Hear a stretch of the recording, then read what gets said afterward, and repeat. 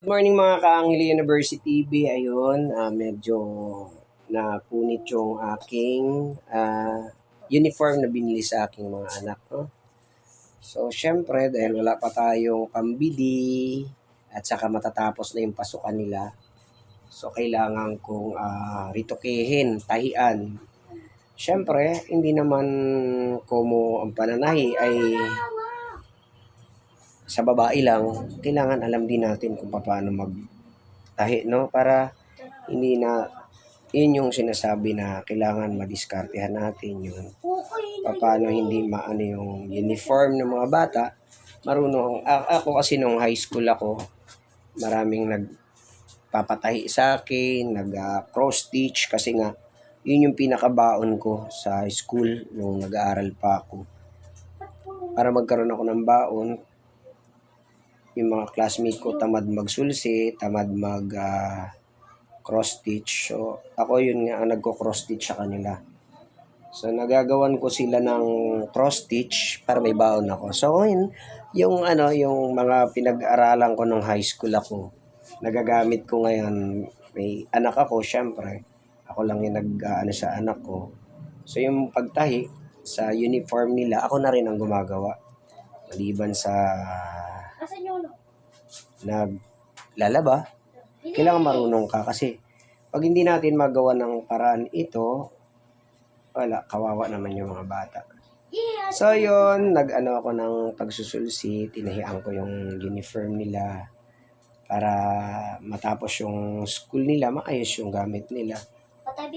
So ito na lang ang gagawin natin talaga na paraan para next year, bago na yung uniform nila. Sa ngayon, tiyaga muna sila sa uniform nila, no?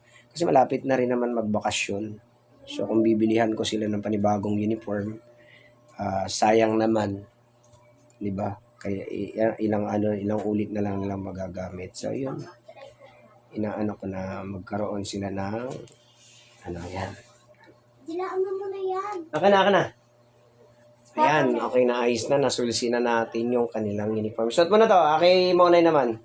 So next natin, nasa likuran mo. akin na, oh.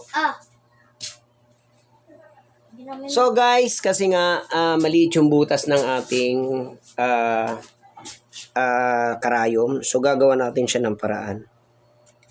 Akin na yung Ito, sa damit ko. Gano'ng kahaba? Ganyan. Ang liit naman.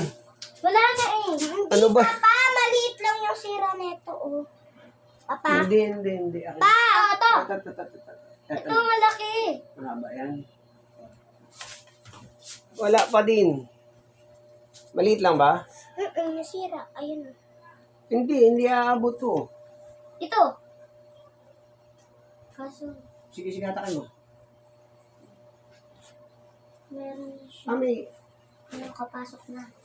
Oh, yun. So, hindi na natin. Ayan na yung sinulid. So, hindi na natin siya gagalawin kasi meron na. Oh, hindi na tayo Akin na. So, nagmamadali nga tayo kasi may pasok tong mga tayo. Suot mo na yung uniform, anak. Ayan. So, syempre, para magbuhol siya, ayan, kukunin mo yung dulo. Iyan. So, yun. Para sa mga kaalaman lang na mga ka-single daddy natin, syempre, hindi naman nila rin alam ito, no? So, Ito, yung sa natin. zipper. Yan, yung sa zipper nila, oh. So, yung sa zipper, pagka hindi natin tahian to, tuloy-tuloy ito papupunit pababa. So, ang gagawin natin, ilalak na natin siya para hindi siya magtastas. Yan. Kasi kalimitan talaga sa uniform, dito siya yung mga pinagkuanan nila, no? Paano to? Pa.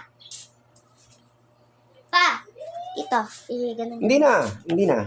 Okay, oh. Ay, mamaya sa loob. Teka lang. Tapusin ko lang to. Basta nasa usot mo na yan. Yun kasi kailangan kong madaliin ito kasi ang uniform nila kailangan maayos bago sila pumasok, no? So, lagi kang mag-aano ng tahi, laging paganto para pag tahi mong ganon, naglalak na siya agad. Naglalak na. Ayan.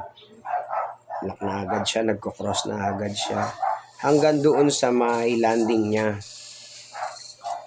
Sa pananahi talaga kailangan meron ka ring idea. Yan. So, kailangan nating madaliin kasi yung karayom anak, pakiligpit yung kay baka mamaya kuanin nyo, matapakan ninyo. So, kailangan maingat tayo sa karayom kasi maliit siya. Bonay, binabi. Maari siyang maari siyang makapinsala. So, lalagyan natin siya ng lock. Hulo. Yan, isang mabilisang pagtatahi lang to, no? Para mabigyan natin ng yan. Okay, mag-lock na ako rito. Okay na yan, anak ka. Yun sa'yo, yung palda mo. Okay na yung palda mo, anak? Ha? Uy, nag-lock siya. Papa, Hmm. yung sa ko dito, yung dito na yung hulog ni Mona ito. Bakit kasi pinakialaman? Di ba sabi ko sa inyo, wag nyo nang pakialaman kaya ako mag-ano. Ay, nasa Mona. Saan ba kasi yung Facebook? Ba't kasi nakikialam?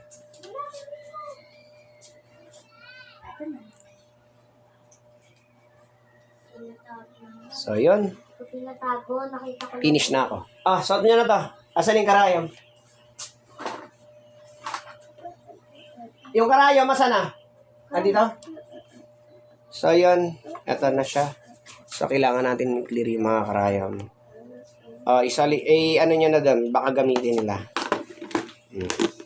No, istoli sa atin yan. Natin pala to. So, yun guys. Thank you. At nagawa ko na, papasok na sila. Tara, hatid na natin sila guys.